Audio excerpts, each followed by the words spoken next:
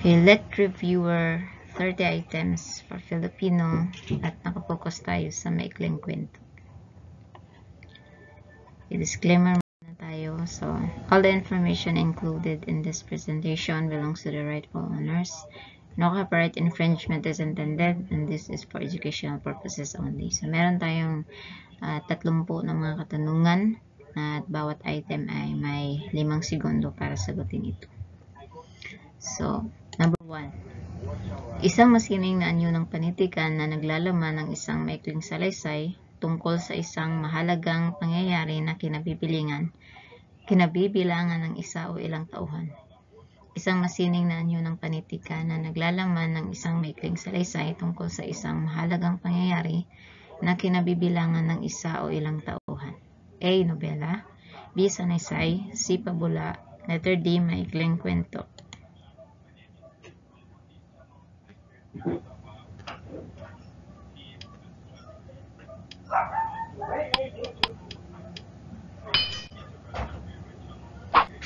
Ang tamang sagot ay letter D, maikling kwento. Sino ang ama ng maikling kwento? Sino ang ama ng maikling kwento? A. Deogracias Rosario. B. Edgar Allan Poe. C. Jose Corazon de Jesus. Letter D. Genoveva Matute. Sino ang ama ng maikling kwento? Deogracias Rosario. B. Edgar Allan Poe. Letter C. Jose Corazon de Jesus. Letter D. Genoveva Matute.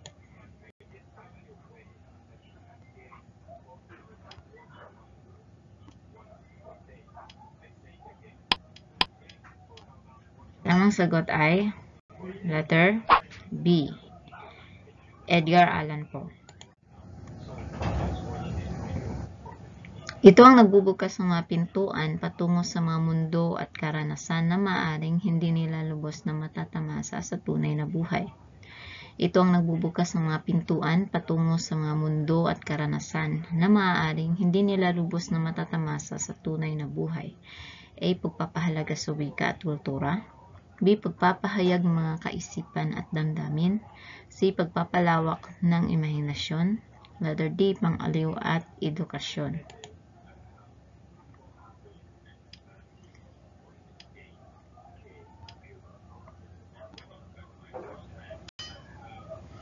Ang tamang sagot ay pagpapalawak ng imahinasyon. Nagbibigay ng mga aral, kasiyahan at pagbibigay buhay sa mga kwento at karakter na maaaring makarelate ang mga mambabasa. Nagbibigay ng mga aral, kasiyahan at pagbibigay buhay sa mga kwento at karakter na maaaring makarelate ang mga mambabasa. A. Pagpapahayag ng mga kaisipan at damdamin. B. Pagpapalawak ng imahinasyon. Letter C. Pagpapahalaga sa wika at kultura. Letter D. Pang-aliw at edukasyon.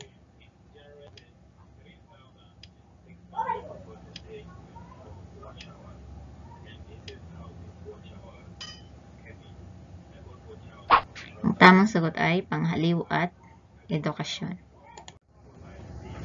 Pinakaunang bahagi ng maikling kwento. Ano ang pinakaunang bahagi ng maikling kwento?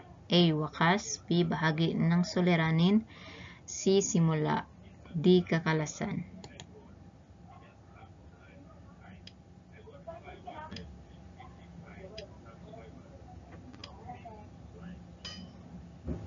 Ang tamang sagot ay simula.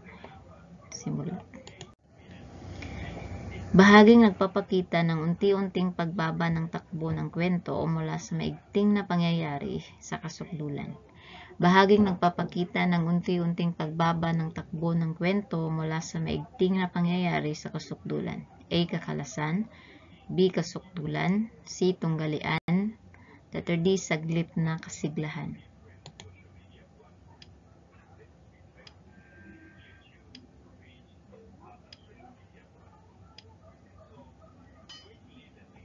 Ang tamang sagot ay letter A. Kakalasan. Ang pinakadulang bahagi kung saan makakamta ng pangunahing tauhan ang katuparan o kasawian ng kanyang pinaglalaban. Ang pinakadulang bahagi kung saan makakamta ng pangunahing tauhan ang katuparan o kasawian ng kanyang pinaglalaban. A. Kasukdulan. B. Katapusan. C. Saglit na kasiyahan. Letter D. Bahagi ng suliranin.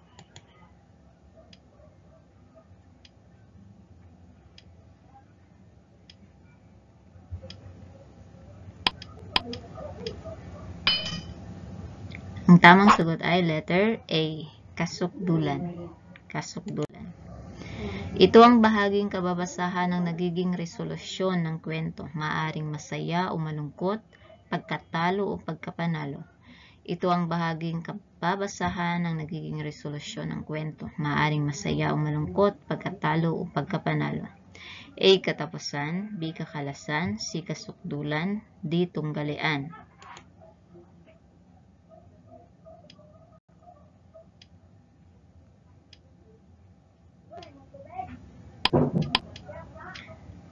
Ang tamang sagot ay letter A, katapusan.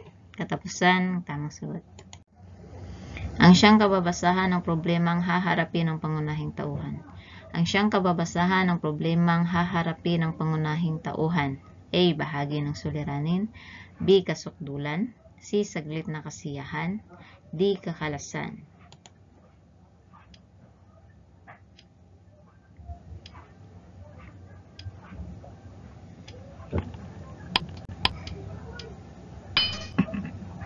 Ang tamang sagot ay letter A, bahagi ng suliranin. Naglalahad ng panandali ang pagtatagpo ng mga tauhang masasangkot sa suliranin. Naglalahad ng panandali ang pagtatagpo ng mga tauhang masasangkot sa suliranin. A. Tauhan, B. Kakalasan, C. Katapusan, D. Saglit na kasiyahan.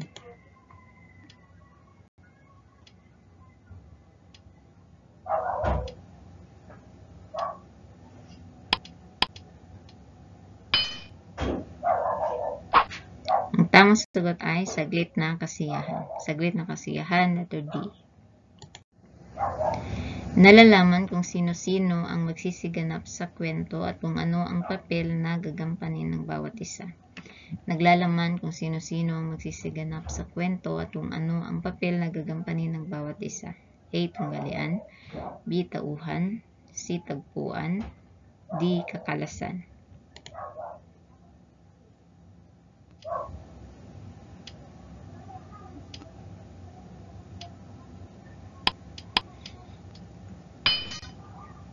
Ang tamang sagot ay letter B, tauhan. Nakasaad ang lugar na pinangyarihan ng mga aksyon o mga insidente, kasama na dito ang panahon kung kailan naganap ang kwento. Nakasaad ang lugar na pinangyarihan ng mga aksyon o mga insidente, kasama na dito ang panahon kung kailan naganap ang kwento. A. Tauhan, B. Tagpuan, C. Saglit na kasiyahan, letter D. Bahagi ng suliranin.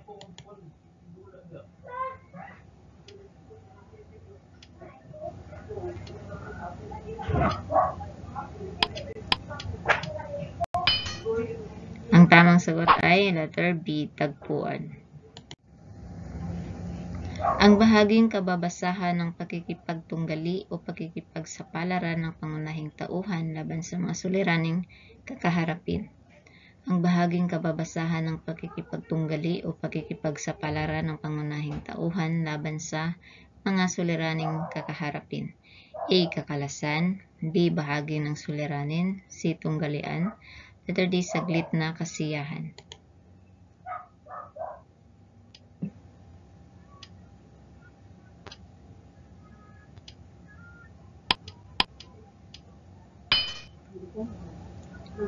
Kaya ang tamang sagot ay letter C, tunggalian. Tunggalian, letter C. Sa bahaging ito ng kwento, matatagpuan ang saglit na kasiyahan, tunggalian at kasukdulan. Sa bahaging ito ng kwento, matatagpuan ang saglit na kasiyahan, tunggalian at kasukdulan. A. Wakas, B. Simula, C. Gitna, letter D. Tagpuan.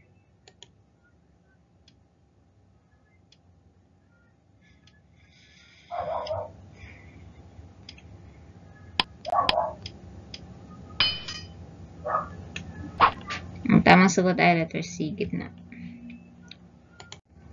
Ang bahaging kababasahan ng magiging resolusyon ng kwento, maaaring masaya o malungkot, pagkatalo o pagkapanalo. Ang bahaging kababasahan ng magiging resolusyon ng kwento, maaaring masaya o malungkot, pagkatalo o pagkapanalo. A. Gitna, B. Tagpuan, C. Katapusan, D. Kakalasan.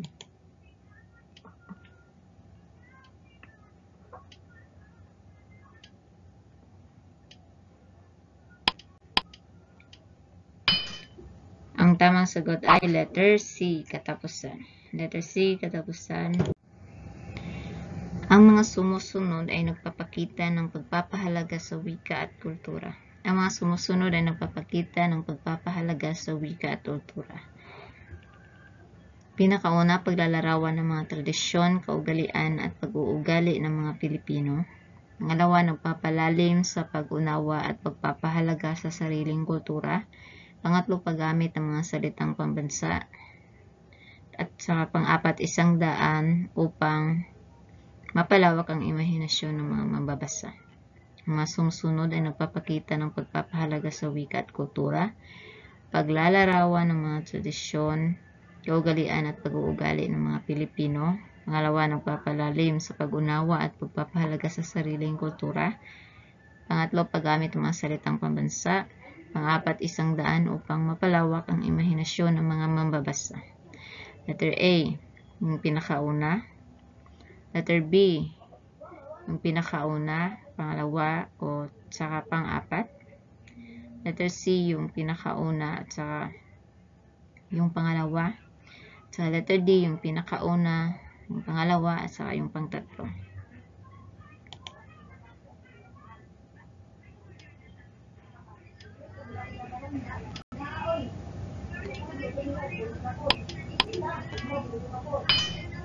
Ang tamang sagot ay letter D. Letter D, ang tamang sagot.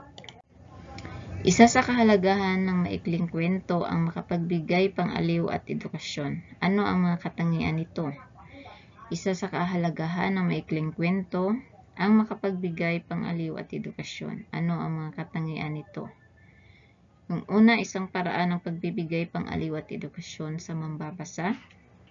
Pangalawa, nagbibigay kasiyahan at pagbibigay buhay ng mga kwento.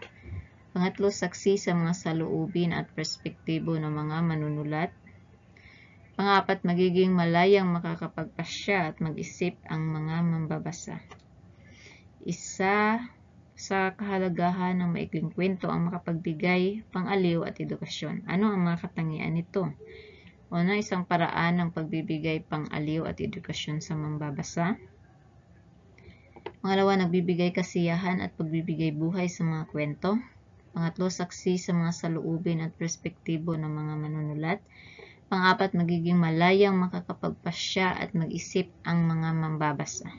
Letter A, yung pinakauna lamang. Letter B, yung pinakauna at saka pangalawa.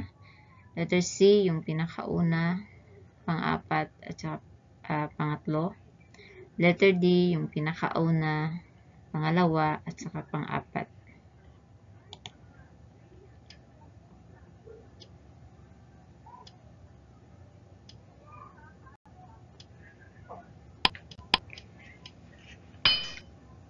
Ang tamang sagot ay letter D. Letter D. Ang mga sumusunod ay pagpapalawak ng imahinasyon. Ano-ano ang mga ito? Ang mga sumusunod ay pagpapalawak ng imahinasyon. Ano-ano ang mga ito? Una, nagbibigay diin sa paggamit at pagpapahalaga sa wika at kultura ng bansa.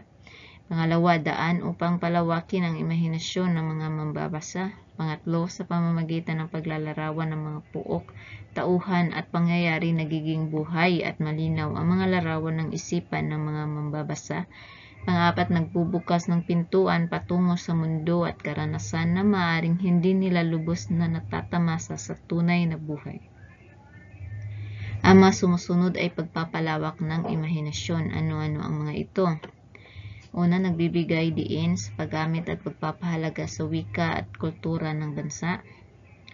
Pangalawa, daan upang palawakin ang imahinasyon ng mga mambabasa.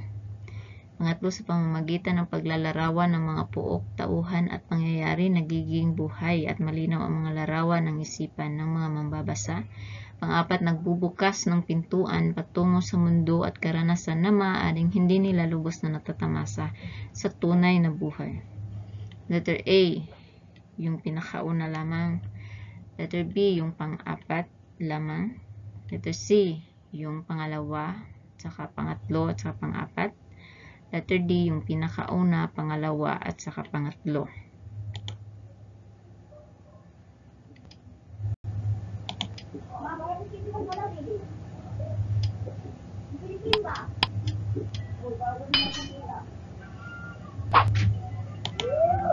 Ang tamang sagot ay letter C.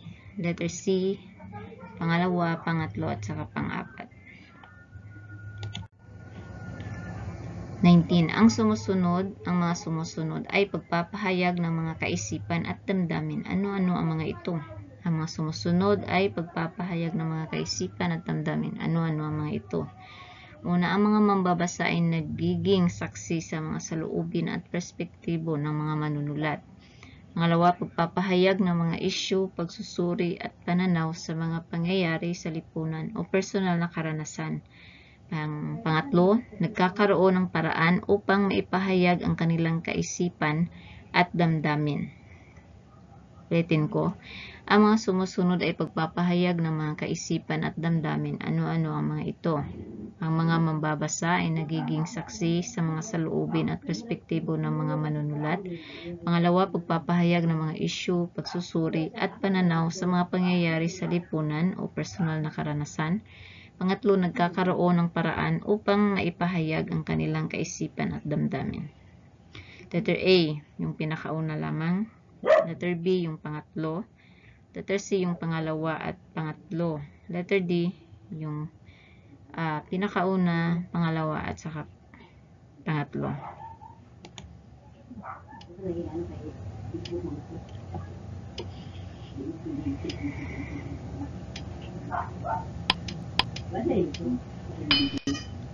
Ang tamang sagot ay letter D. 1, 2, and 3. Sa bahaging ito ng maikling kwento, makikita ang tauhan, tagpuan at bahagi ng suliranin. Sa bahaging ito ng maikling kwento, makikita ang tauhan, tagpuan at bahagi ng suliranin. A. Gitna. B. Katawan. C. Simula. D. Wakas.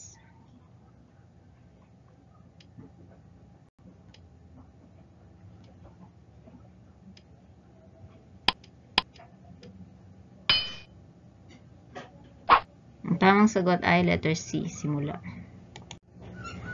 Ang itinuturing ama ng maikling kwentong Tagalog. Sino ang itinuturing ama ng maikling kwentong Tagalog? A. Edgar Allan Poe. B. Deogracias Rosario. C. Epifanio de los Reyes. D. Francisco Balagtas. Sino ang itinuturing ama ng maikling kwentong Tagalog? A. Edgar Allan Poe. B. Deogracias Rosario. Letter C. Epifanio de los Reyes. Letter D. Francisco Balagtas.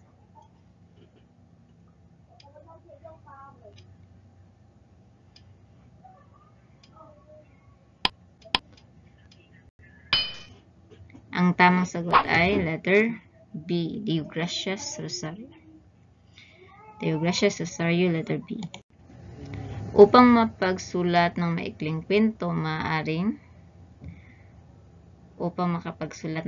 kwento, maaaring A. Manggaya ng idea. B. Magnakaw ng idea. C. Mangupya ng idea. Letter D. Humiram ng idea. Upang mapagsulat ng maikling kwento, maaaring A. Manggaya ng idea. B. Magnakaw ng idea. Letter C. Mangupya ng idea. Letter D. Humiram ng idea.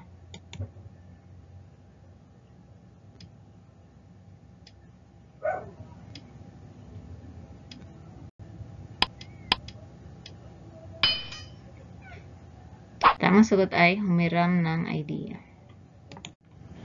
Sinong manunulat ang may sabi na ang maikling kwento ay isang kathang pampanitikan na nagsasalaysay ng pang-araw-araw na buhay na may isa o ilang tauhan, may pangyayari at may isang kakintalan? Sinong manunulat ang may sabi na ang maikling kwento ay isang kathang pampanitikan na nagsasalaysay ng pang-araw-araw na buhay na may isa o ilang tauhan, may pangyayari at may isang kakintalan? A. Deogracias Rosario. B. Jose Rizal. C. Genoveva Edroza Matote. Letter D. Edgar Allan Poe. Ang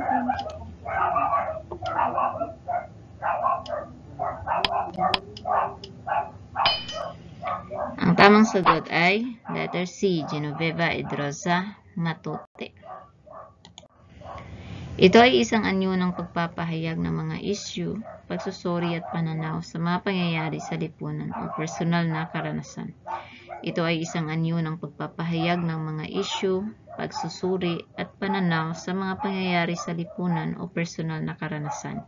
A. Pang-aliw at edukasyon. B. Pagpapahalaga sa wika at kultura. Letter C. Pagpapalawak ng imahinasyon. Letter D. Pagpapahayag ng mga kaisipan at damdamin.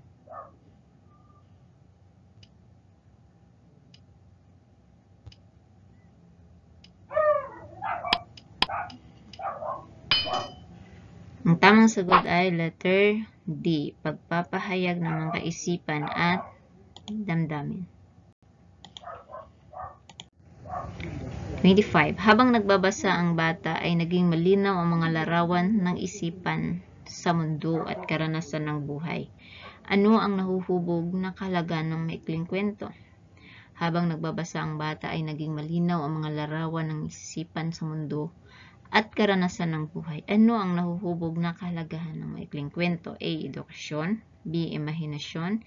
C. Komunikasyon. Letter D. Kaisipan.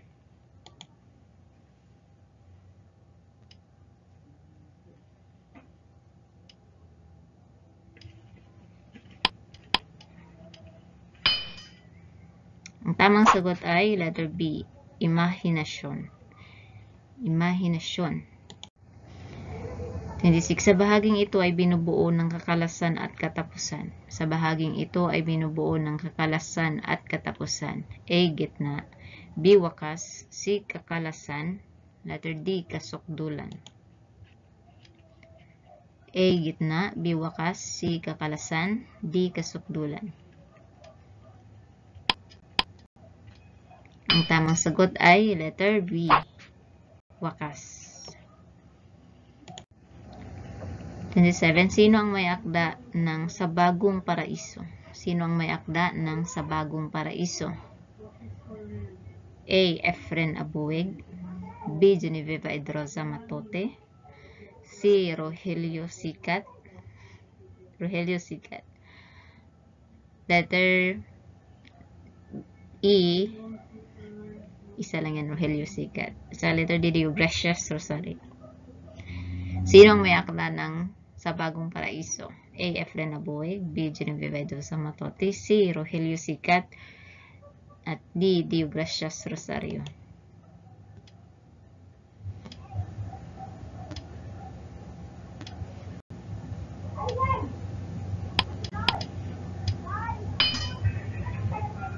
Ang tamang sagot ay letter A. Si Efren Abueg. 28. Sino ang may akda ng maikling kwento na walang Panginoon? Sino ang may akda ng maikling kwento na walang Panginoon? A. Benjamin Pascual. Letter B. John Cruz Reyes. C. Efren Abueg. D. Deogracias Rosario.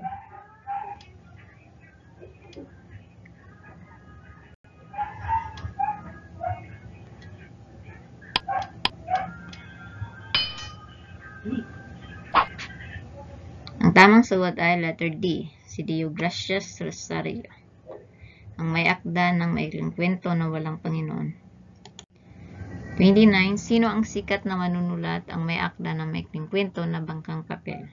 Sino ang sikat na manunulat ang may akda ng maikling kwento na bangkang papel? A. Deogracias Rosario. B. Edgar Allan Poe. C. Genoveva Edroza Matute. Letter D. Efren Abueg. Sino ang may akda ng maikling kwento na bangkang papel?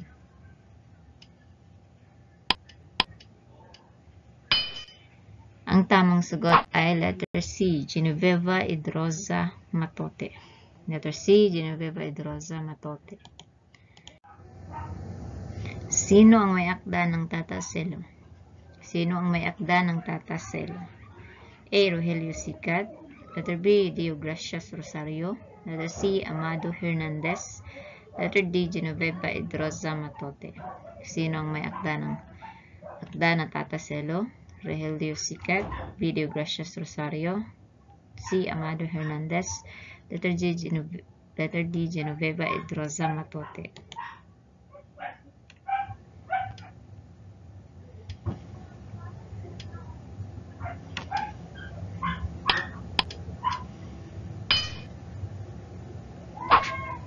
Ang tamang sagot ay si Rogelio Sicat.